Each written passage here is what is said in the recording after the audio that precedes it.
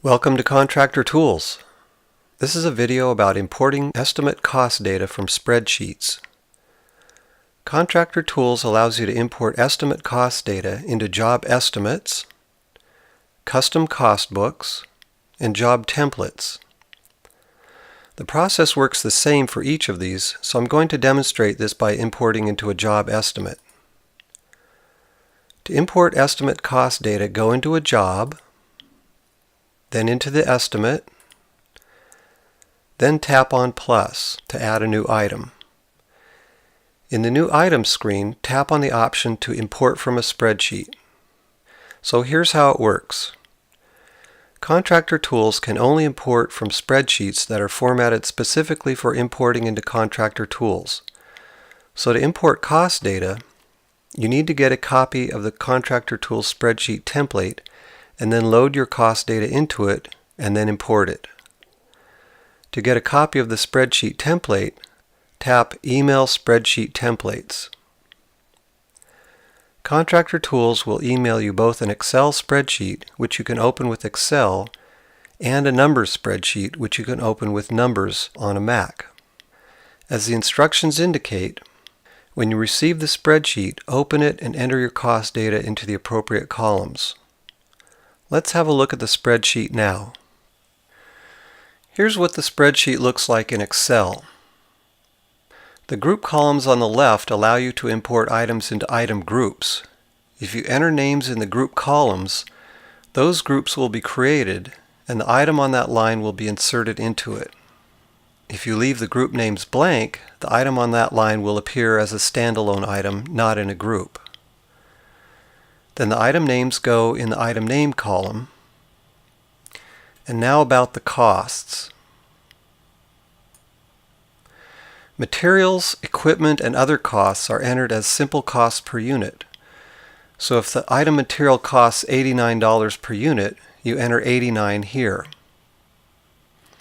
Labor and subcontract costs can be entered either as simple cost per unit in the cost per unit column, or you can enter them as rate-based costs using the rate and productivity columns. Rate-based costs are costs that are calculated based on an hourly rate. I'll use labor to demonstrate this, but subcontract costs work in the same way. If you enter the labor cost as a cost per unit, this is how much the labor will cost for each unit installed. For example, if the item is a window, you might enter the labor cost as $120 per unit. That means it costs $120 of labor to install one window. If the item quantity is 4, the program will multiply that times the labor cost per unit for a total of $480 for that item. The other way you can enter labor costs is as a rate-based cost. To do that, you use the labor cost per hour and the labor productivity columns. The labor cost per hour is how much the labor costs per hour, and the labor productivity is how many units can be installed per hour. Using the window for example, you might enter the labor rate as $60 per hour if you have 2 employees at $30 an hour each working on it, and the labor productivity as a half unit per hour, which means it takes 2 hours to install a window, which comes out to $120 per window. Again, if the item quantity is 4, the program would multiply that for a total of $480. So you can import labor costs either in the labor cost per unit column or in the labor rate and productivity columns. Both of these methods will calculate the labor cost based on the item quantity. Again, subcontract costs work the same as labor costs. At this point, I should mention the quantity column. The quantity is only imported into estimates and job templates, but not cost books, because you don't know the quantity until you use an item in an estimate. Finally, over here we have unit of measure, the item description, and private notes. The unit of measure is a drop-down list box, so you can choose one from the list, or if you want to add one that's not in the list, just be sure to include an abbreviation for the unit name in parentheses like this. When you're all done, save the spreadsheet as a CSV or comma-separated values file and upload it to a cloud file service like Dropbox or Google Drive. Once the file is uploaded, then go back into ContractorTools, tap Choose a CSV file, and navigate to the file. When you tap on the file, ContractorTools will import it. I should mention that if you import the same spreadsheet multiple times, the items in ContractorTools will not be duplicated. In fact, if you want to update the costs in items that have already been imported, that's actually how you do it.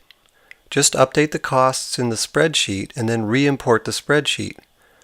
ContractorTools will match imported items to existing items based on the item name and the item group it's in. So items that already exist in ContractorTools will get updated, and any new items you add to the spreadsheet will be added. Again, I want to mention that the Import from a Spreadsheet option is available in the New Item screen anywhere you can add new items, which includes custom cost books, job templates, or job estimates. One more thing.